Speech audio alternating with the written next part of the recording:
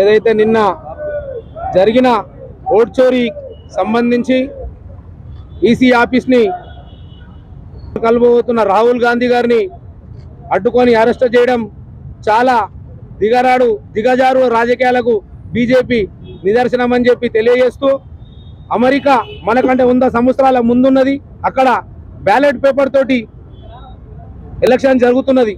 ఇవాళ మన దేశంలో కూడా బ్యాలెట్ పేపర్ రావాల్సిన అవసరం ఉన్నది. ఏదైతే రాహుల్ గాంధీ గారు మొన్న 70 నిమిషాలు కళ్ళకు గట్టినట్టుగా ఇక్కడ ఎన్ని విధాలుగా లక్షల ఓట్లు చోరీ అవుతున్నాయని చెప్పి కళ్ళకు కట్టినట్టుగా చూపించడం జరిగింది. దానికి ఒక్కొక్క ఓటు నలుగురు కూడా మన టోటల్గా డబ్ల్యూపీ నెంబర్తో సహా ఎక్స్ప్లెయిన్ చేయడం జరిగింది. అది కరెక్ట్గా నీతి నిజాయితీగా మాట్లాడితే బీజేపీ ప్రభుత్వానికి ఏది ఏమున్నా మొన్న జరిగిన 2024 ఎలక్షన్లో 25 సీట్లతోటి గద్దెనెక్కిరు. అదేవిధంగా చంద్రబాబు నాయుడు గారు, నితీష్ కుమార్ గారు లేకుంటే మీరు ఏడుండే వాళ్ళని కలుపుకొని 25 సీట్ల గద్దెనెక్కిరు.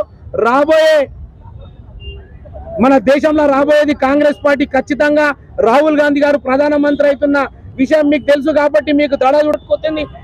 ఏదైతే డబల్ ఓట్లు ఉన్నాయో అవి తీసేయమని చెప్పి ఈసీని కోరడం జరుగుతుంది. నిజంగా మన భారత రాజ్యాంగంలో ఒక్కరికి 4 ఓట్ల హక్కు వేసే హక్కు ఉందా? ఓటు అనేది ఒకే వ్యక్తి ఒకేసారి ఒకే చోట వేయాలి. కానీ అది ఎక్స్ప్లెయిన్ చేసి అది నిజం చెప్తున్న దానికి మీరు వ్యతిరేకంగా రాహుల్ గాంధీ ఈసీ అధికారులను కలవకపోతే మీరు ఎట్లా అరెస్ట్ చేస్తారు? రాబోయేది ముమ్మాడికి భారతదేశంలో కాంగ్రెస్ ప్రభుత్వం రాబోతున్నది. ఏదైతే మహా కుటుంబం గఠబంధన్ గవర్నమెంట్ దాదాపు మొన్న 200 పై చిలుకు ఎంపీలు గెలిచారు. ఇప్పుడు దీని ఓట్ చోరీకి విరుద్ధంగా 300 మంది ఎంపీలు పార్లమెంట్ దగ్గర కూడా ధర్నా చేయడం జరుగుతుంది. మా అఖిల భారత కాంగ్రెస్ కమిటీ అధ్యక్షులు మల్లికార్జున ఖార్గే గారి ఆధ్వర్యంలో ఈ కార్యక్రమాన్ని ఈసీ అధికారులను కూడా పోయి కలవబోతుంటే కూడా మీకు ఎందుకు భయం చుట్టుకుంటుందో మాకు అర్థమైతేలే. ఏదేమున్నా నరేంద్ర మోడీ ప్రభుత్వానికి రోజులు దగ్గర పడ్డాయి. ఇది తప్పు, ఇది నీతివంతమైంది కాదు. 3వ సారి కూడా ఎట్లా గట్టునెక్కిరు.